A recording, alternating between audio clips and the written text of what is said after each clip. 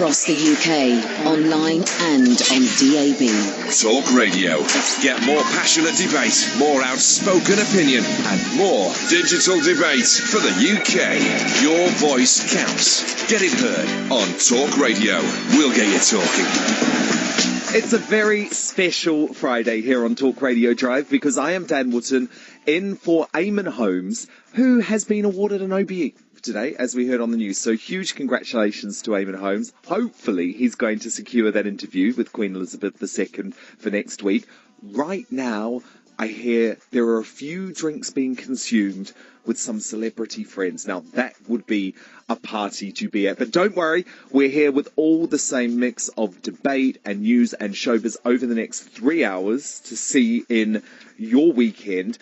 And kicking off with Jilly Cooper, who has infuriated me with her comments about the modern men. So, the modern man. So she says, modern men, they cry too much. They always have beards. But here's the key point.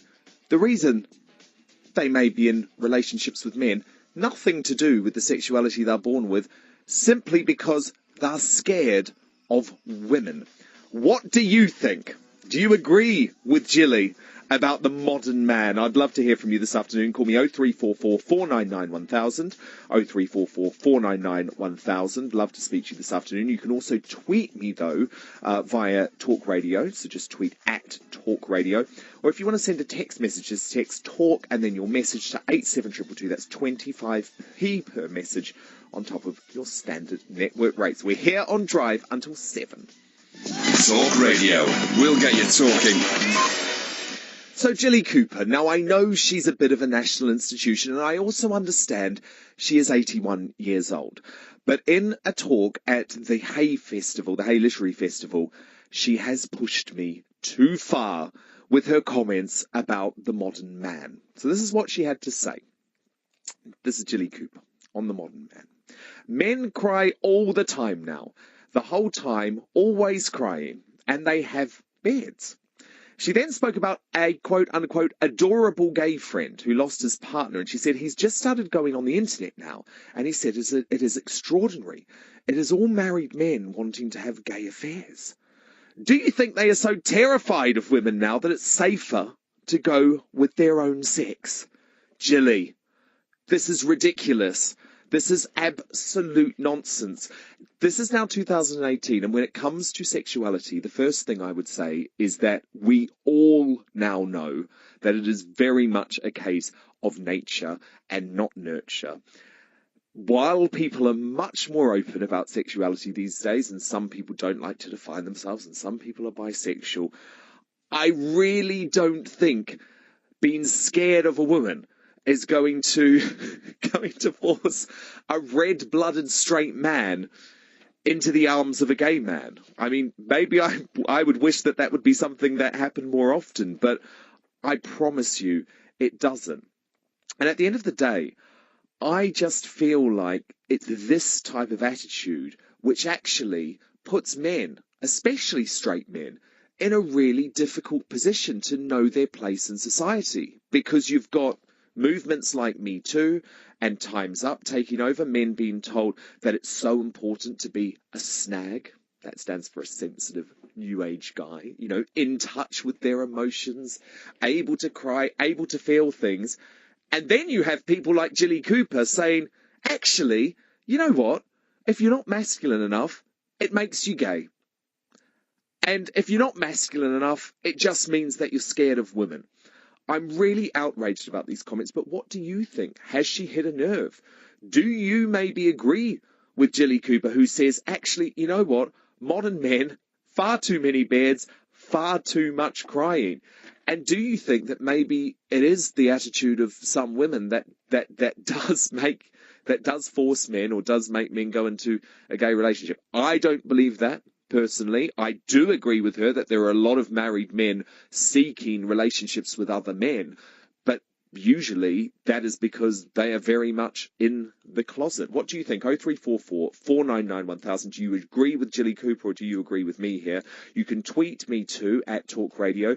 Text TALK and then your message to 87222. That's 25p per message on top of your network charges. And we're going to go first on this to Mike Buchanan, who is the leader of Justice for Men and Boys. Now, Mike, I hear you're pretty angry about Gillian, these relentless attacks on men. Yes. I mean, most of her comments were a bit silly. You know, you wonder whether she had an inadvisable second sherry, before lunch. Well, she is 81, I guess. But where I think she's absolutely right is that men have become afraid of women, but with very good reason. Any woman can make a false rape allegation. Men are afraid of women these days. Do you agree with Gilly? I think many are, and with very good reason. I mean, any woman can make a false rape allegation, and a man's identity will be all over the media. His professional and personal life could be over, and while she'll enjoy lifelong anonymity. Women have it in the power to destroy men, and they do so with monotonous regularity. Okay, so you agree with her on one side, Mike, but tell me this. Yeah. So let me ask, sorry if this is too personal, but are you straight or gay? Straight. So you're a straight man. Yeah.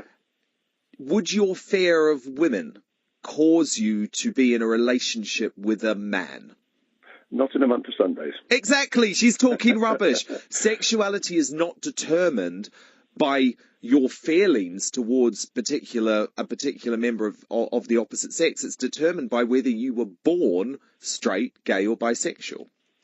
Agreed. But if you take circumstances where straight sex is not available for men, you will see an increase in homosexuality. So, for example, in prisons, so it's a phenomenon that's been known about for a very long time. This is a controversial view, but I say it all the time. Everyone has a small bit of bisexuality in them somewhere, depending on circumstances. But Gilly is totally wrong when she suggests that a fear of women these days is driving men to becoming gay. That's not why more men are coming out as gay. More men are coming out as gay because more men are now prepared to be honest about their sexuality. I think that's right. That's exactly right. But I think Gilly Cooper is also alluding to the demonisation of men, which has gone on for at least 40 years, with a never-ending stream of shaming narratives from women. Now, as a class, men have nothing to apologise for, nothing. Without men, all the things we see around us wouldn't exist. Men invented, built and maintained almost everything you see about you as you go about your day. And as some feminists admitted a year or two ago, if women had been in charge of civilizations over the last few thousand years, we'd still be living in mud huts, but the scatter cushions would be amazing. But Mike, surely you cannot be suggesting that in this society men are at an inherent disadvantage to women. If you look at the statistics, men actually have all of the social advantages in life, even now in 2018. Dan, in the immortal words of John McEnroe, you cannot be serious. We have we have a conference coming up in July in London, a 3-day conference, international conference. But I'd be happy to send you our manifesto, our 2015 election manifesto, in which we explored 20 areas where the human rights of men and boys in modern-day Britain are assaulted by the state, and that's almost always to privilege women and girls. And I defy you and any of your listeners and to come up with one area where the human rights of women and girls specifically are assaulted by the state. Do you feel you've got a lot of support? I mean, how many people do you have signed up for the conference? Well, it's around 200. But yes, there's a lot of support, for us. And it starts it's not at this point an overwhelming social movement, is it yet? It's not, but it's getting there. And the reason it's getting there, Dan, is that men's rights are getting assaulted more with every year. So, for example, our number one campaigning issue for the last 3 years has been male circumcision of male minors, which is illegal under the Offences Against the Person Act 1861, being ABH and probably GBH. But the state turns a blind eye, whereas the state devotes huge resources, Interesting. to FGM.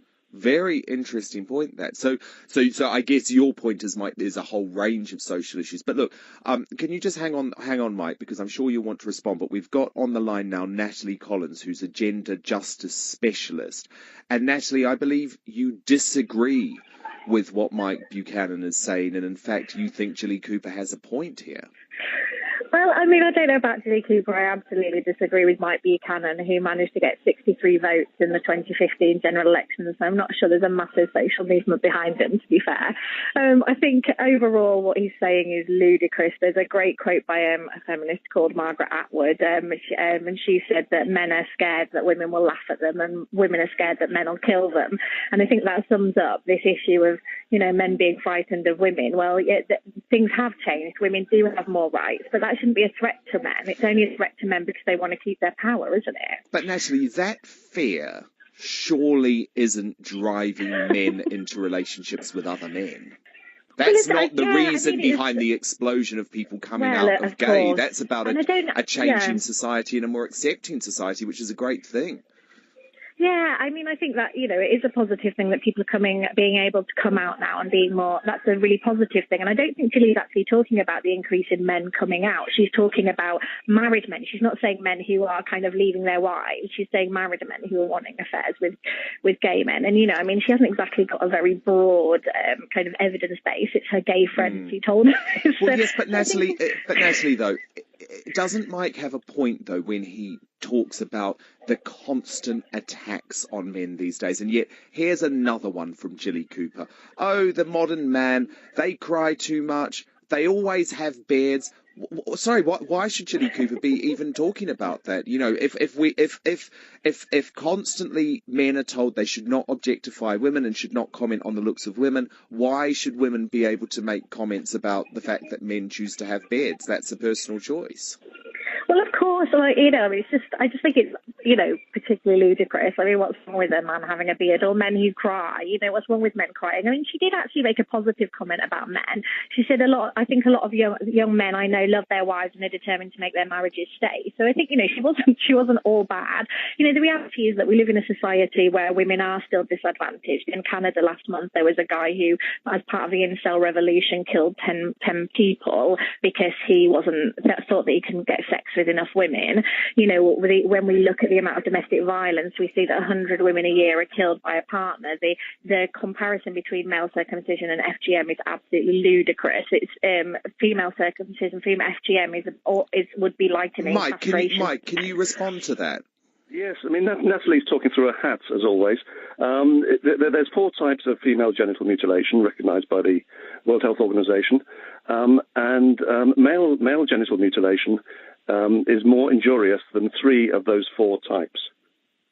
But at the end of the day, we want. Natalie, surely Mike does have a point there. Now, okay, male circumcision is not going to threaten the life, but it's still going to change the life of a young boy. Of course, I'm not saying, I'm not kind of endorsing male circumcision, but I think it's really important that all your listeners are aware that FGM is a totally different medical practice. In practice, it's horrific in what it does to women in a way that male circumcision just cannot be compared to. Absolute rubbish. Now, Mike, Natalie says that you have no support. You got 63 votes at the general election. Actually, this isn't a social movement. What's your response? Well, how do you tell, that feminists lying? Her lips move. I got 150 something, but it doesn't matter. It's like all social movements. It has to start somewhere, and the men's rights movement is gathering pace. All the time. People are understanding that feminism is not about gender equality.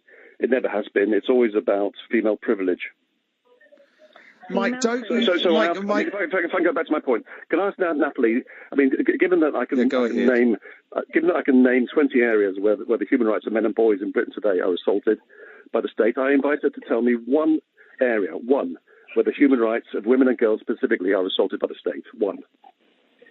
Well, we can look at the abortion legislation in Ireland that's only just shifted. You can look at the way that the justice system works. Are you not saying that abortion is an issue? The right to kill the unborn. That's the one you pull out of the hat. Is that what this is about? It's about women's bodily autonomy, I would suggest. I think it's about killing the unborn. Well, that's an ideological position, isn't it? No, it is.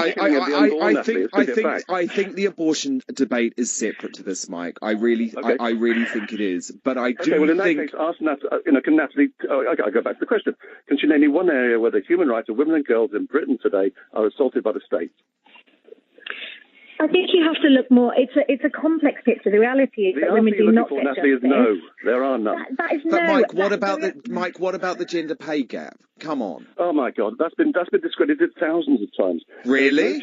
Yes. I'd say right now it's the total opposite, and that's why you see organisations taking action up and down the country. They're doing that because they're being shamed into it. There is no gender pay gap under 40, the age of 40. It appears above that, and that's all to do with women's choices. In fact, there is a small gender pay gap below 40, and that's in favour of women.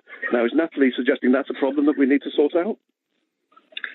I think there's a quite dubious kind of response to the truth going on overall. I mean, I do have to admit, I got it wrong. On Wikipedia, I was looking at the other Justice for Men and Boys candidate. He got 63 votes, and Mike did get 153 out of 47,000. So well, there you go, Mike. You've got your concession. Yes, You've got your concession. So Sophie Walker, the leader of the Women's Equality Party, lost her deposit against Philip Davis. So what? Guys, look, I think we're going slightly off topic. I have to be honest, just to wrap up here, Jilly Cooper, okay? Natalie, in your heart of hearts, these are sexist comments, aren't they? You've got to agree with that. I think I think they are sexist, and that's not okay. I think she hasn't said everything she said about men is not bad in what she said. I think she's a woman of her generation, and that's the reality. But I think that compared to what women are being subjected to in society, I don't think this is kind of evidence that men need to be, getting a protest placard that anytime soon. Natalie Collins, gender justice specialist, and Mike Buchanan, leader of Justice for Men and Boys, thank you so much for being with us today.